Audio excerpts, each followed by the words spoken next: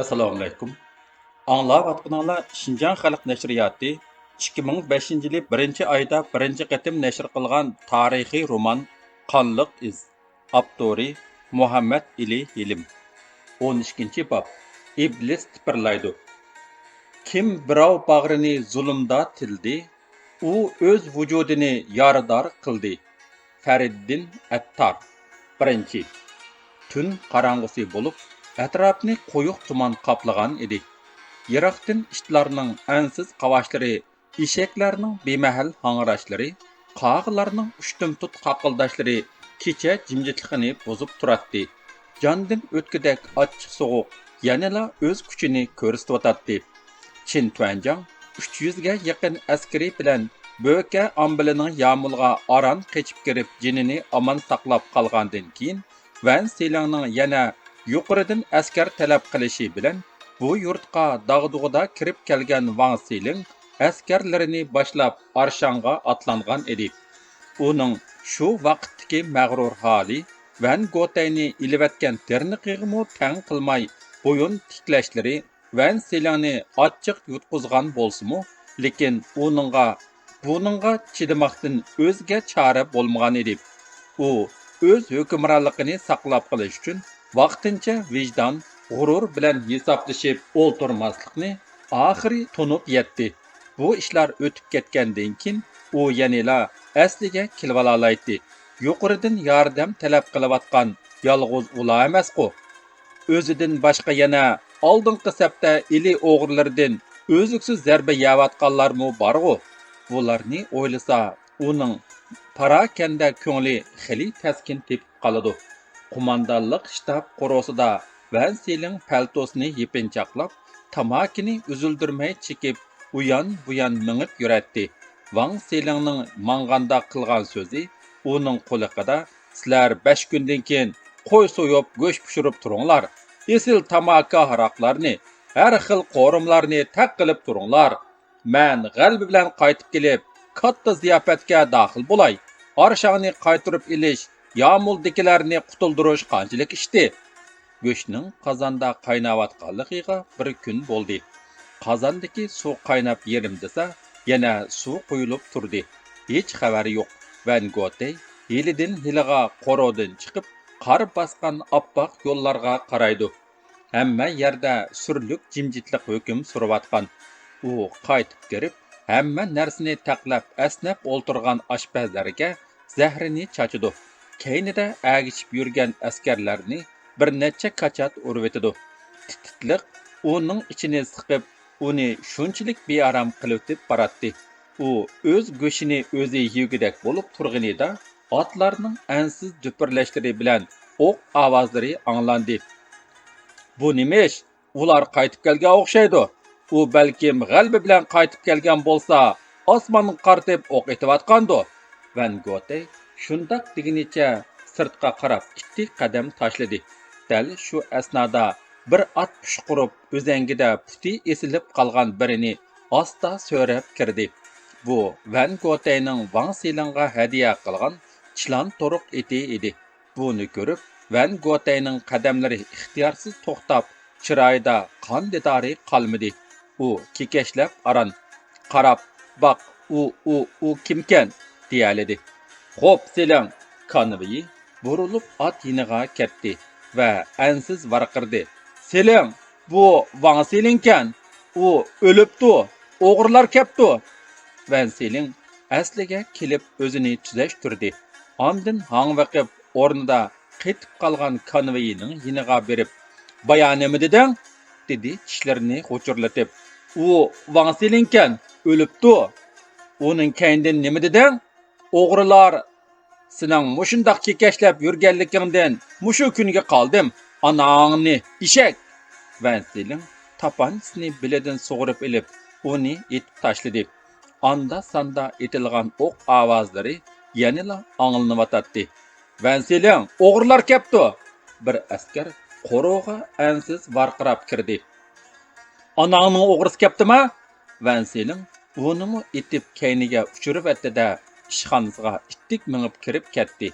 Uning hamroyidan ayrilgan bir konvoyi uning keynidan qo'rinish ichida qadam bosdi. Uning butun badani lag'ildab titraydi. O'g'rilar rost kelganmidi? Yo'q, ular kelmadi.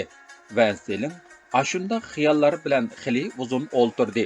Bir chaqda u o'rnidan chacharab turib o'ziga qarab tik turgan muhofizachisining kachtiga chang ikki shapaloq urib etib, "Nimaga qarab tursan, laqma? Senlar ashu o'g'rilardek chapdas bo'lgan bo'lsang, men mushu kunga qolmaydim. Isit, senlarni atvarlab baqqanlarim. Yugur ko'chalarga qarab baq. O'g'rilar kelvatamdi. Nima qarab tursan?" dedi varqirab. "O'zingiz meni saqlanglar, hech yerga bormay degandingiz." Bayqi shapaloq ta'siridan uning ko'zlaridan yosh chiqib ketgan edi. "Mang degandikin mang. Xo'p, Seling. O'g'rilar zodi qandoq odamlardir? Tutib olsam nima qilvatarman? Bu ajab bir vahimli kun bo'ldi. Doklad, kira!" dedi Van Gotay eshikka cho'chib qarab. "Atrofni charlab keldim. Wang Selingning askarlarining o'likidan boshqa narsani uchratmadim. Barliq amaldorlarga xabar qil. Atganda jiddiy yig'in bor." U bu gapni deb bo'lishiga yuragi qisilib og'rib ketdi.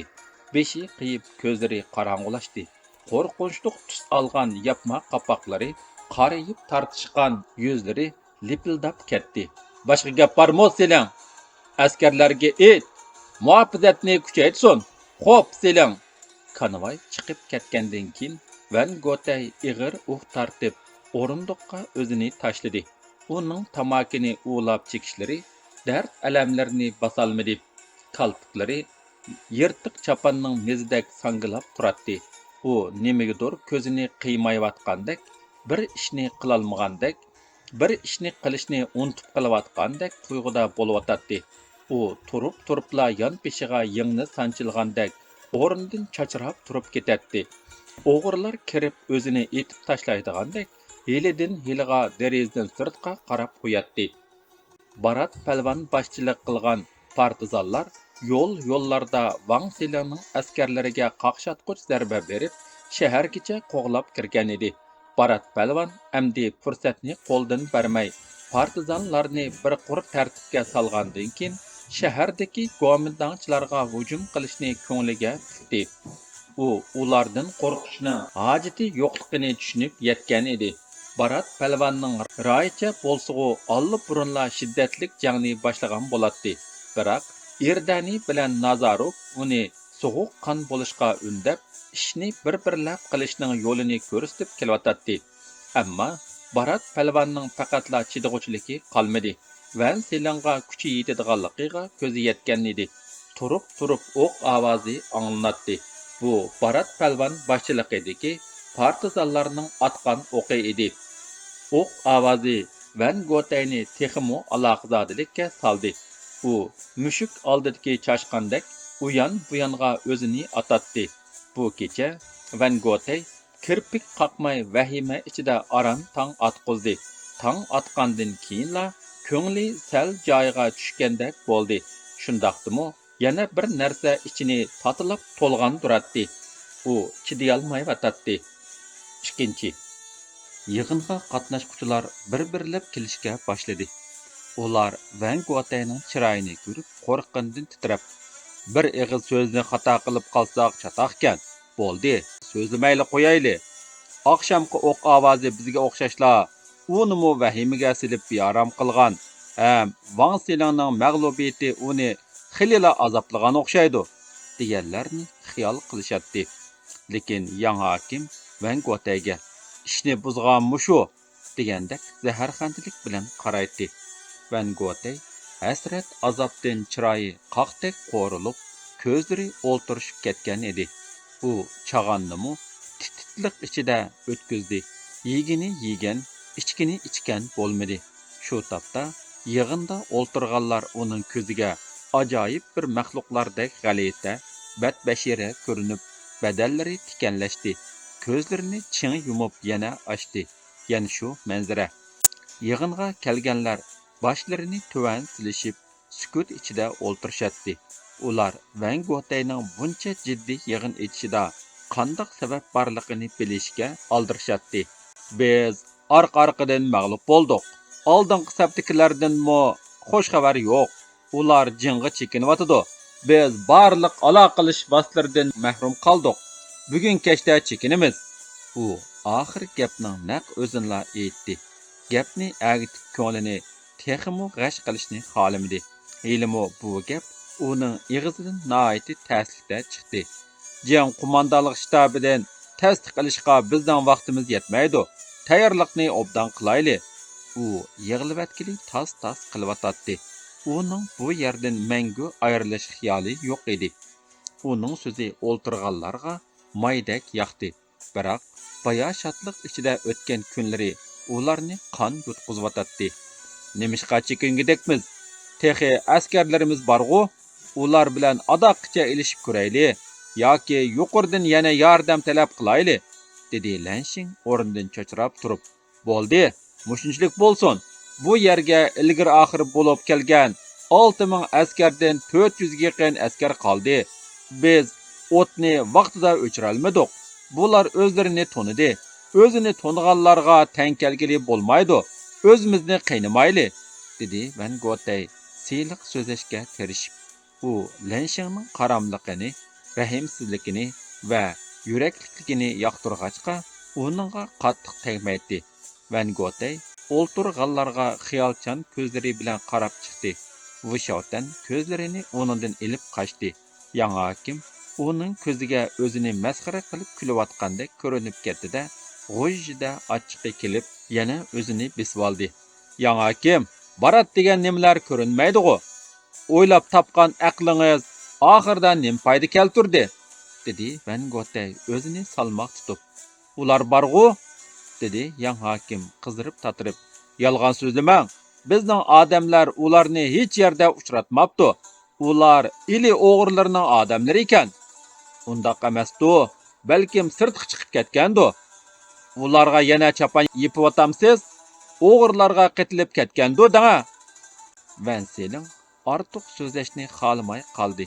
Uning hozirgi birdan-bir xiyoli jinga sog' salomat berilish edi. Yo'q, hargiz undaq emas. Bo'ldi. O'zingizni aqlamang. Qolgan ishlarni jinga borganda bir nim deyisharmiz. Buni talishib o'ltirishga vaqtimiz yo'q. Ham bu talishadigan vaqtmi emas. Asliga bularni o'y kirib qirib tashlaydigan ishdi. Siz yana shuningga to'sqinlik qilib, ular nima qilgan? Dedi yangi hokim siyliq talaffuzda. Nima qilgan? Van Gotayning asabiyligi yana tutdi. Yana nima qilsa bo'ladi? Nima qilganligini bilmamsan? Non deb nima yiqib berdi? Talay deb nima tikib berdi? Biz ularni keyin topolidikmi? Ular bizga qandoq yordam qildi? Bizning mushu kunga qilishimizga ashular sababchi. Baratlar qani? Dut cho'shq eshak. Og'zini yig'. Biz non, talay deb oz odamni qirib tashladikmi? Bizning mushu kunga qilishimizga o'zimiz sababchi. Gap qilmasam hozirgacha meni masxara qilib kelding. Amdi chidag'uchilikim qolmadi. Yangi hokim yon qurolini olg'ucha Van Gotay chaqqonlik bilan batlaklik tapanchisini sug'urib ilib uningga tangladi. Uning tapanchisini tortib olinglar. U xoin. Bugun u o'zini oshkorladi. Askarlar darhol uni qurolsizlantirib, ikki qo'lini kayniga qayirib turdi. Men o'z xalqimga xoinlik qilganim yo'q. Bu yurt xalqi bizni boqdi, samiritdi. Sen jallatchu, begunoh xalqni taliding, bulading, o'ltirding, chaniding, ezding, qilmig'ining qolmadi. Yana texi xotin qizlarini uning chiroyi bilaydek ko'kirib, chekilaridan muzdek tar chiqdi. Men bu yerga qiyolmayapman. Anglayotamsan? Demisimi? Yang hokim bir xil qiymaslik tuyg'usida tipchaklab Og'zini yum. G'azabdan jaqildab titrab ketgan Van Gotay qattiq varqirdi. Uni qo'yib o'tinglar. Yang hokim ig'ir tinib sal pastgo'yga tushib o'zini besib oldi. U Van Gotayning qo'lidagi tapanchining tepkisi besilib ketishdan ansirab qolgan edi. Van Gotay chekinish fursatini qo'ldan berib qo'ymaslik uchun uning bilan tagishdan o'zini tortib, Vishotdan tarafga burildi. Shu topda Onunğa daqiqa vaqt oltundinmi qimmatlik edi. U o'zaro janjallashib, ichki qismda bo'linish paydo qilib, birər kelishmaslik yuz berishidan ansiridi. "Vujujang", dedi Van Gotay tapanchisini ustal ustiga qo'yib, "Sen chanto jasuslarning hammasini yig'ib, birini qoldirmay o'ltirib Nimishqa? Ular biz uchun xizmat qilgan tursa, dedi Wu Shaotan rangi o'chgan holda. Ular jon beqish uchun shundoq qildi. Ular bir o'chum hech nimaga arzimaydigan vijdonsizlar. Qo'rsoq g'imida yashagan 2 putliq odamiy hayvonlardan xatarlik narsa yo'q. Ular yaxshi ishlaganti. Ular ozg'ina nafni deb o'z odamlarini sotgan yerda, keyin biz qiyin kunda qolganda bizga sotqinlik qilmasligi mumkinmi? So'zimni tushundingmi? Ularning biri bo'lsa-mu o'lgani yaxshi. Amal bor, birmi tirik qolmasin. Tushundim. Sizlar bek dono kalla. Ular nihoyatda ko'p ishlarimizni bilib ketdi. Ularni hayot qoldirish biz uchun ziyonli. To'g'ri, deyishdi boshqalar tatarg'an chiroylariga kulga yugurtib. Hammaylar tayyorliqlarni bitkizib, kechgacha chekinishning yo'lini qilayli. Tayyorlik puxta bo'lsin. Bu ish intayin maxfiy bo'lsin. Lenshing, sen bu yerda alohida xizmat ko'rsatding. Jinga borgandan keyin qo'mondonlik shtabiga doklad qilib, darajani o'stirman, mukofotlayman. Rahmat siling. İltifatlarga tashakkur. Hammamiz Lenshingdek botir azmat bo'layli. Yana qandaq ish bor? Böke ambilining yomulidagi odamlarimizni qandaq qilamiz? Deb so'radi bir amaldor qo'rqimsirab. Har kim o'z taqdirining kajligini o'zidan ko'rsin. Boshqa gap bormi? Yo'q. Hammasi bu yerdan tezroq chiqib ketib, o'z tayyorliqlarini qilishga aldiravatadi. Undaq bo'lsa, tayyorlik ishlariga shap chiqarmay kirishib ketinglar. Yana jikilab qo'yay. Bu ish intayin maxfiy bo'lsin. Vujujang hiliqi ishni hozirla. Men qilay, dedi Lenshing. Bo'ldi. Vujujang o'zi yetishidi. Seni bu ishga solmayman. Sana ayrim ish bor. Nima ish borkin, janoblari? Siz topshirgan muqaddas vazifani jinim bilan ado qilaman. Sen biz chekinayotganda Barat bilan Sodiqni joylavat. Ularning har ikkilisi bizni oldidi. Biri bizni qo'g'daymiz deb eli partizanlari uchun xizmat qildi. Hey, buni burunroq bilgan bo'lsaqchu. Yana biri bizga iyon bermay partizanlarga yordam qildi. Buni men sezgilarim orqali jazmlashtirdim. Ajab yurkimdagi gapni qildingiz. Buni cho'qim o'rindayman. Ekinboy, Molla Shangyo, Molla Niyoz axunumlarni-chu. Ular bilan karam bo'lmasin. Ular hamon bir kuni jojisini yeydi. Hey, har bir odamning xuy payli raqiblarini boshlab keladi ekan, dedi u o'ziga pichirlagandek. Yig'indikilar tarqalib ketishdi. Van Gotay nima qilishini bilolmay, tamakini kuchab so'rab, qo'rqtalgan xalqni boshqarish uchun neni shum planlar planlangan yig'in zaliga qarab hasratlandi. U aslida bu yerda o'zi xon, o'ziga beg bo'lib, qandoq yashag'isi kelsa, shundoq yashash xiyolda bo'lgan edi. Bundaq hukmronlik o'rnini yana na'dan tepish mumkin? Mangulik podshoh, mangulik hukmron mavjud emas.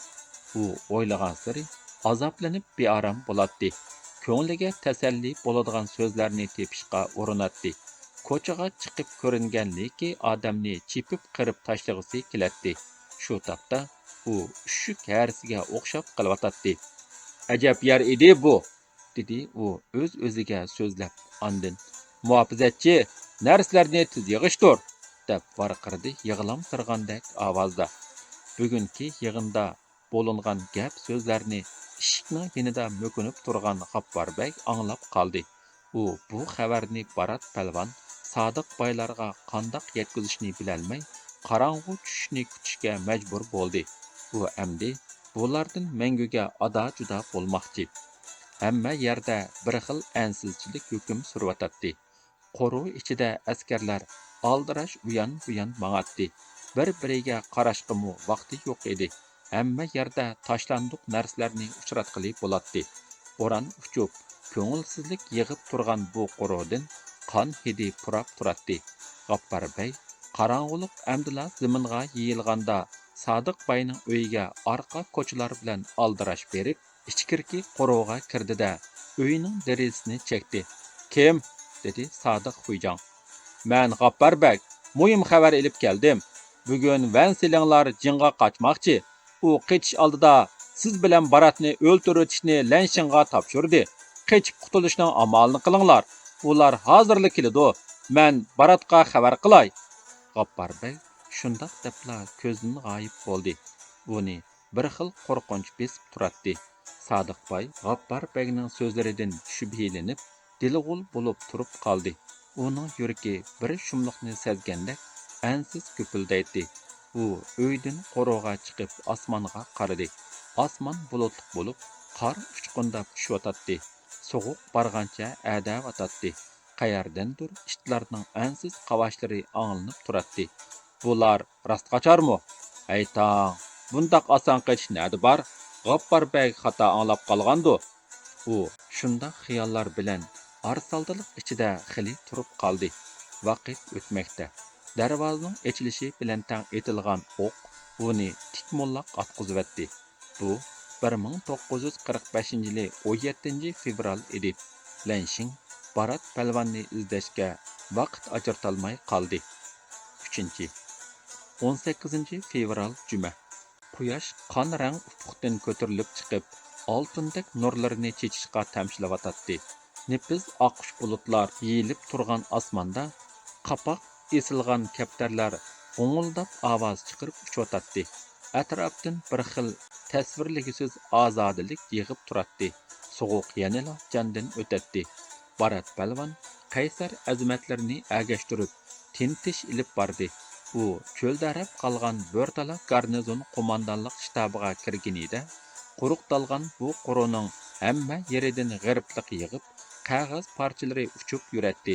Barat palvon rat-rat silingan uylarga qarab, van selanning bir chog'dagi mag'rur holatini ko'z oldiga keltirdi.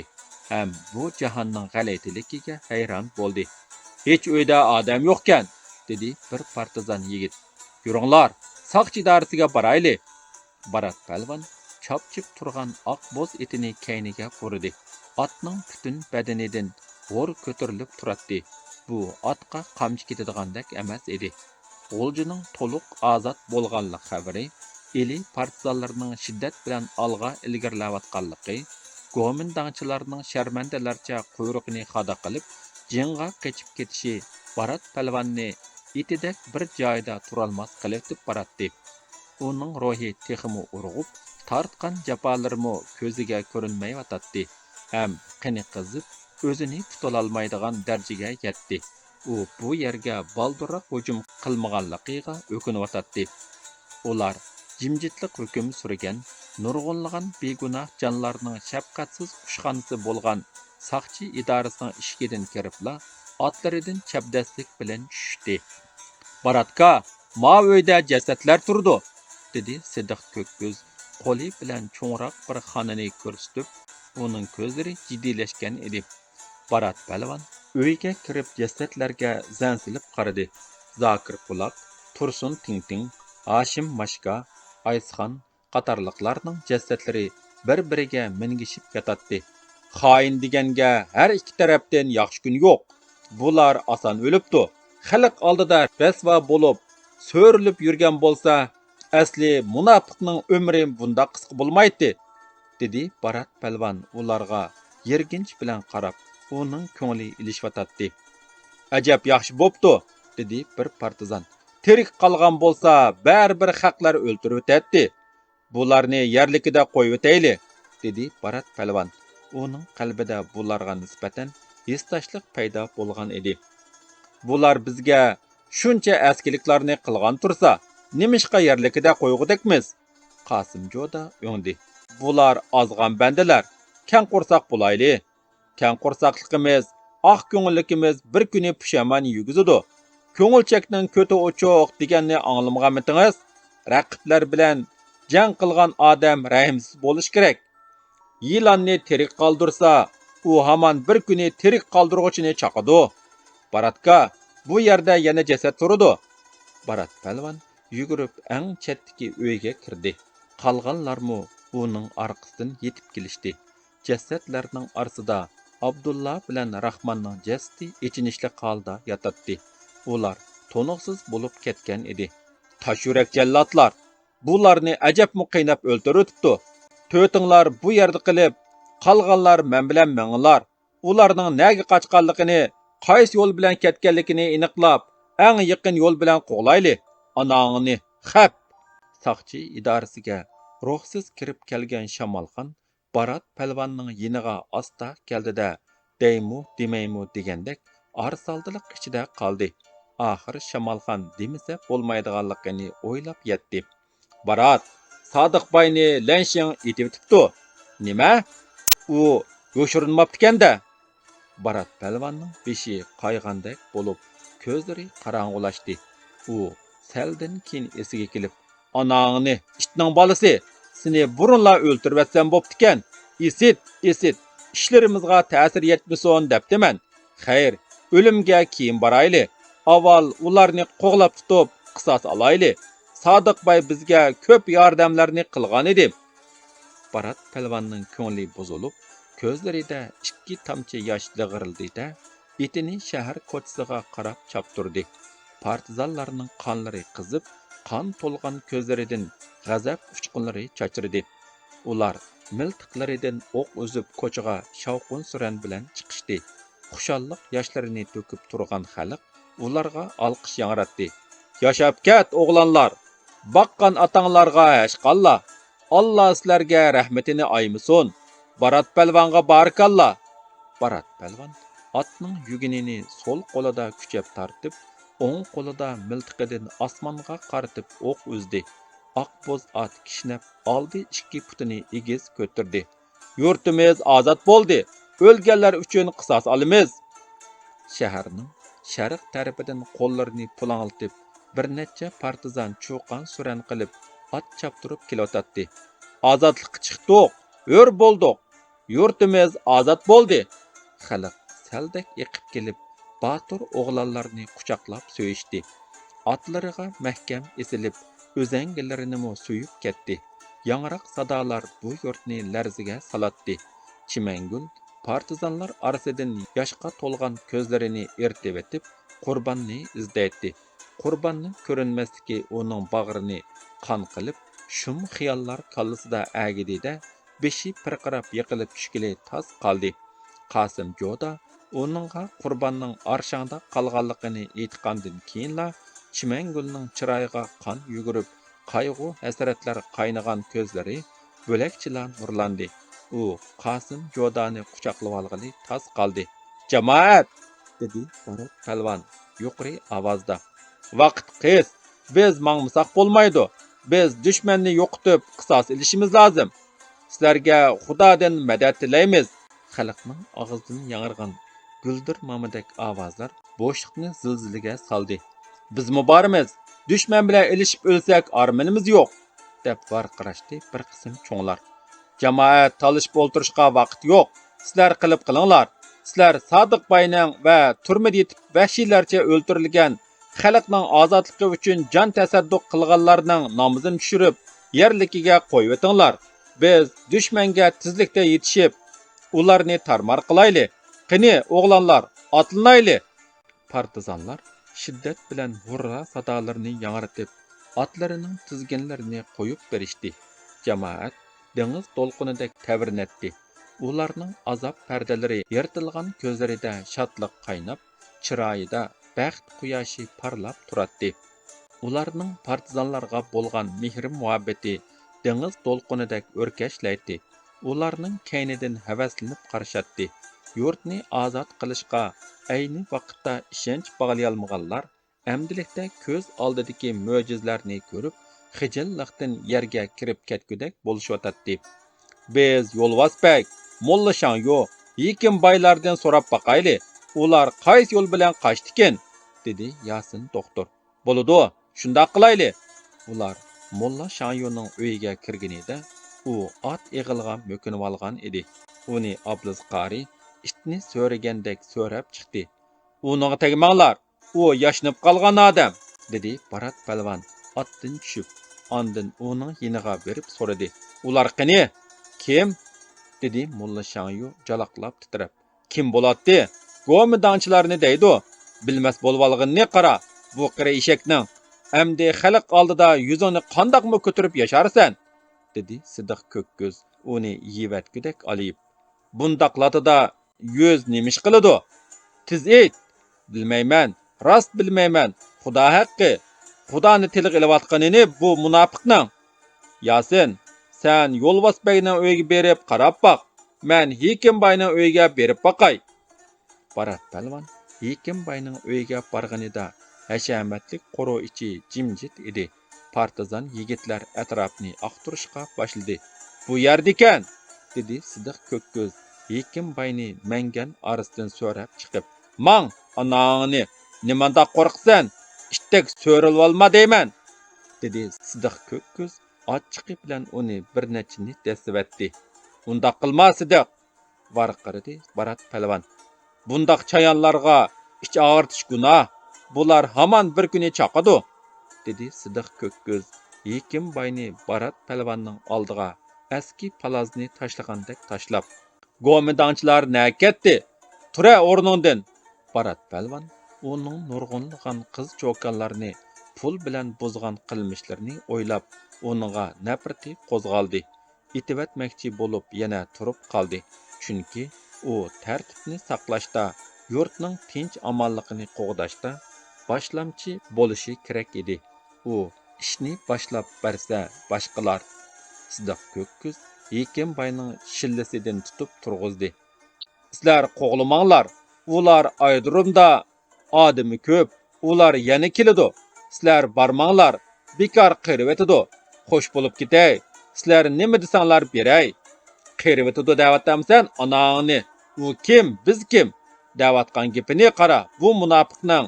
Shundoq deb yugurib kelgan Qosim Jo'da uning maydisiga kuchab birini tepib, uni keyniga uchirvatdi. Nimada qilsan Qosim? deb qo'ydi Barat palvon. Bu to'ng'izga bir peshva ozliq qiladi. U bizga oz eskiliklarni qildimi? Men uni o'ltiribman. Meni nima qilsan qilish? Qosim Jo'da uningga qarab qoplandek etildi. Barat palvon uning bilikidan tutib to'xtatib oldi. Jim turgan odamni urish erkakning ishi emas. It jinnida quyruqini ichiga tiqib olgan qanjuqqa yaqin yo'lamaydi. Urdiganlar oldinda tixi. Yur, bular bilan keyin hisoblashimiz. Tüfi vijdonsuz ablah xapsini. Uy ichidan yig'izlari anglandi. Ular qo'rqib sirtqa chiqolmayotgan edi. Partizanlar qorodan chiqib ketgandan keyin ular yugurishib chiqib, injiqlab o'rnidan turayotgan Hekimbayni yo'lashdi. Ular uning xotin bolalari edi. Cho'ng o'g'li dadasiga yerginish ham ichinish bilan qarayotdi. Yo'lbosbay uyda yo'qkan, uni hech yerdan topolmadik, dedi Yasin doktor Barat palvon bilan ko'cha eg'izda uchrashib. Bular ezib qilishdan qo'rqib, cho'qim tosh yo'l bilan mangdi. Biz kon yo'l bilan mangayli. Tiz bo'lmasak yetisholmaymiz. Ular otlarini bo'lishiga qo'yib etib, mahalla ichidan shavqin suranlar bilan chiqib ketishdi. Ot tuyoqlari oppoq qorlarni har tarafga chachatdi.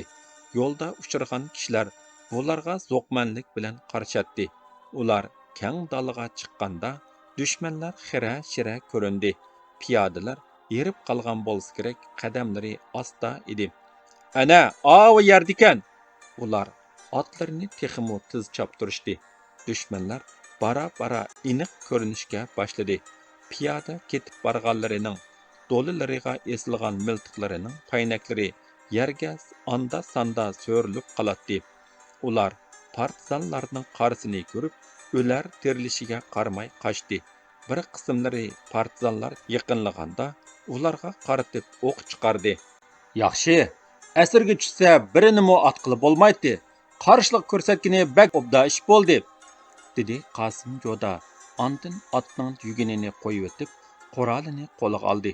Atayli, nag bardu qechib bu o'limtiklar. O'limtik demanglar. Shillimizga qancha yil minib keldi. Puhralarni atmanglar. Otdan tushib hujum qilinglar, deb varqirdi. Partizanlar otdan tushib hujum qildi. Qasim Joda atdan tushmay ularni chanlab etivatadi. Qasim, bo'ldi qil, ular al bo'ldi, dedi Barat palvon Qasim Jodaga faxrlanish bilan qarab qo'yib. Al bo'lganlarning oz bir qismi askarlar bo'lib, qolganlari asosan Xanzu fuqarolar edi. Bu chaqda Van Gotay, Wu Shaotan, Yang Hakim, Lanshinglar bir qism askar bilan Daxiyansiga mashina bilan ichkirilib kirib ketyotdi. Asta, Lanshingning qochib ketgani ajab yomon bo'ldi, dedi Ablis qari hasrat chekib. Van Gotay bilan Wu Shaotanning qochib ketgani-chu. Aldirmanglar, Xudo buyursa ular bir kuni o'z jajisini yeydi. To'g'ri deding, ular jajisini yemay qolmaydi. Bizdan qochib qutulgan bo'lsa, ili partizanlarga tutiladi. Shundoq jahon bu. Bu yerda Qurban bilan Turdaxon bo'lsa, nimalarni da'vatdi ha? Pichoqni o'ttirdan tang-mutang yervitiman. Hukumni yamoqning to'shkidan o'tkazitiman deganlari-chu. Ajabmi sig'indigo kishi. Qurbonga sen o'lib ketsang, chimangulni men olman deb qo'ysam, terkib chichangishib ketadi. Biz shaharga kirib ko'p turmayla Arshonga otinimiz, dedi Barat palvon bepoyon qarliq dalga nazar tashlab turib. Bu gap joyida bo'ldi, dedi Qasim Joda asirga ilinganlarga olib qo'yib. Asli mushu peti Daxiyanziga hujum boshlavatsak bo'ladi. Az qoldi, oldirmayli. Bularning oldida ketayotgan Xanzu fuqarolar va askarlar bularga qo'rqimsirab qaraydi. Partizanlar o'skilan soqol, toshlari so'kilib, terilari kirlashgan juva, salva quloqchilari bilan ajoyib bir surlik odamlarga aylanib qolgan edi. Bularning shu tapdagi yavoylashgan holati, g'azabdan o't olgan ko'zlari va bastlik qomatini ko'rgan odamning tini shurkunmay qolmaydi. Bular shaharga kirib, qaynam tashqinliqqa cho'mgan yangi bir dunyoni ko'rdi. Barat palvon, ozodlik degan ha, deb pichirdi o'z-o'ziga. Shamol xonning shodligi avjiga chiqib, birdam usul o'ynasa, birdam naqsha aytadi. Parvoz qildi burkutlar bo'ronlarda tavlanib, quyruq tiqdi tulkilar badar qichib shumshiyib. Yasha Shamolxon, yashaydigan zamon keldi, deyishadi kishilar. Bir chaqda Shamolxon birdilla zimmasidagi vazifani o'ylab qoldi-da, aldirash holda Barat palvonning yiniga yugurdi.